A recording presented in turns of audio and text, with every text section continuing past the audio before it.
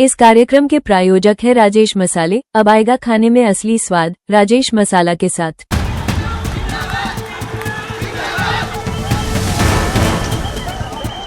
क्या सीजेपी के आंदोलन का असर अब चुनावी नतीजों में दिखने लगा है? क्या युवाओं का गुस्सा बीजेपी के लिए चुनावी नुकसान की वजह बन रहा है? और क्या राम मंदिर चंदा चोरी का मामला भी धीरे धीरे भाजपा की नैतिक छवि पर असर डालने लगा है? और सबसे बड़ा सवाल, क्या ये सारी घटनाएं उत्तर प्रदेश विधानसभा चुनाव पर असर डाल सकती हैं? चलिए विस्तार से समझने की कोशिश करते हैं।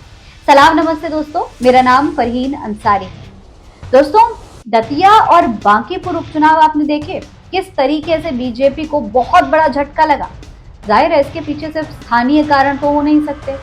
देश भर में जो भाजपा के खिलाफ राजनीतिक माहौल बना है बीते कुछ समय में, वो इसकी बहुत बड़ी वजह है। इस उपचुनाव ने भाजपा को अलर्ट मोड पे डाल दिया है। आने वाले यूपी के चुनाव के लिए भाजपा की टेंशन बढ़ा दी है। एक तरफ सीजेपी के आंदोलन ने पहले ही भाजपा का बहुत नुकसान किया, दूसरी तरफ युवाओं की नाराजगी भी झेलनी पड़ी। इन सब के बीच विपक्ष लगातार राम मंदिर के मुद्दे पर संसद के अंदर भाजपा को घेरने का काम कर रही है। अब इन तमाम मुद्दों का सीधा असर आने वाले यूपी के विधानसभा चुनाव पर पड़ता हुआ दिखाई दे रहा है। सबसे पहले बात करते हैं सीजेपी की। तो देखिए दोस्तों, पिछले कुछ महीनों में सीजेपी ने जिस तरीके से युवाओं, छात्रों और बेरोजगारी के मुद्दे को राष्ट्रीय बहस बनाया, उसने विपक्ष को एक नया नैरेटिव दे दिया। आंदोलन के दौरान लाखों युवाओं की भागीदारी, सोशल मीडिया पर लगातार कैंपेन और सरकार पर लगाए गए सवालों ने सरकार को डिफेंसिव मोड में ला दिया। भारतीय जनता पार्टी ने कई बयान जारी किए।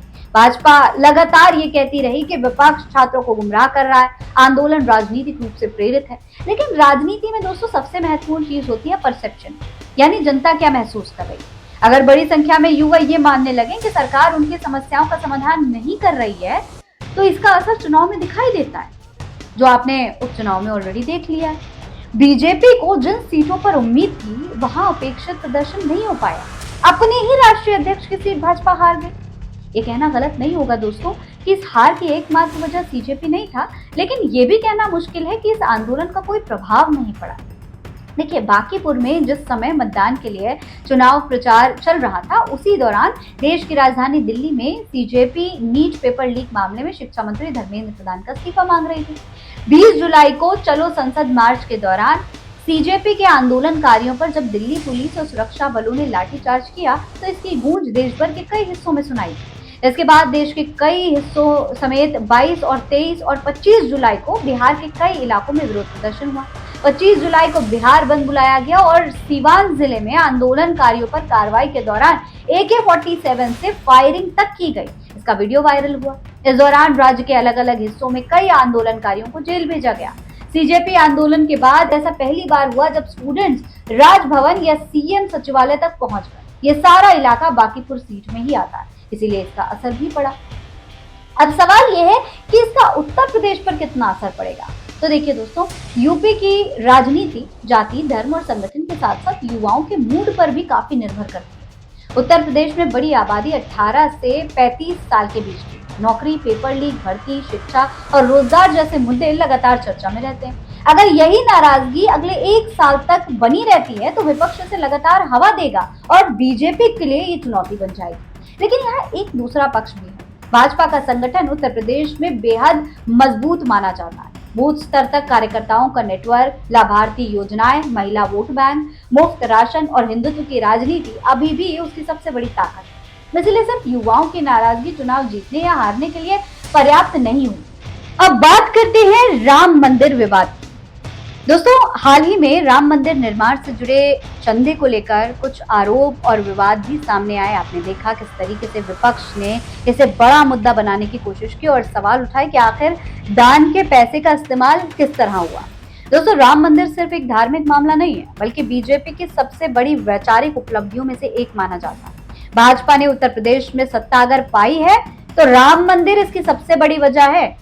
ऐसे में अगर इस मुद्दे पर लगातार सवाल उठते हैं और उसका संतोषजनक जवाब नहीं आता, तो विपक्ष इसे भाजपा की नैतिक छवि पर हमला करने के लिए इस्तेमाल कर सकती है।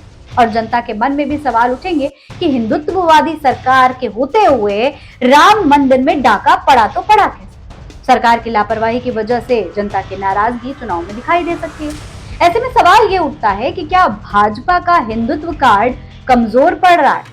इसका जवाब इतना आसान नहीं है दोस्तों। 2014 से लेकर अब तक भाजपा ने विकास, राष्ट्रवाद, हिंदुत्व और कल्याणकारी योजनाओं का एक मिश्रित मॉडल बनाया है। अगर रोजगार और महंगाई जैसे मुद्दे बढ़ते हैं तो भाजपा हिंदुत्व और राष्ट्रवाद को और अधिक मजबूती से सामने ला सकती है।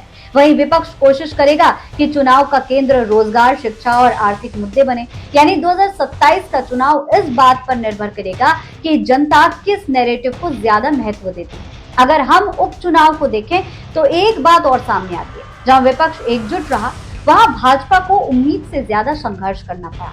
अगर उत्तर प्रदेश में भी समाजवादी पार्टी, कांग्रेस और बाकी विपक्षी दल सीटों के तालमेल और साझा मुद्दों पर एक साथ आ जाते हैं तो मुकाबला पहले की तुलना में ज्यादा कठिन हो सकता है। लेकिन अगर विपक्ष बिखर रहा है तो भाजपा को इसका सीधा लाभ मिलेगा। हालांकि अगर देखा जाए तो भाजपा के सामने सबसे बड़ी चुनौती विपक्ष नहीं है बल्कि एंटी इनकम्बेंसी मैनेजमेंट। लगातार कई सालों तक सत्ता में रहने के बाद जनता की अपेक्षाएं बढ़ जाती है। अगर युवा रोजगार चाहता है, किसान बेहतर आय चाहता है और मध्यम वर्ग महंगाई से राहत चाहता है तो सरकार को इन मुद्दों पर ठोस परिणाम दिखाने होंगे। युवाओं पर लाठियां चलाने से काम नहीं चलेगा, राम मंदिर पर चुप्पी साध लेने से भी काम नहीं चलने वाला। दूसरी तरफ विपक्ष के सामने भी चुनौती कम नहीं है। सिर्फ सरकार की आलोचना करने से चुनाव नहीं जीते जाते।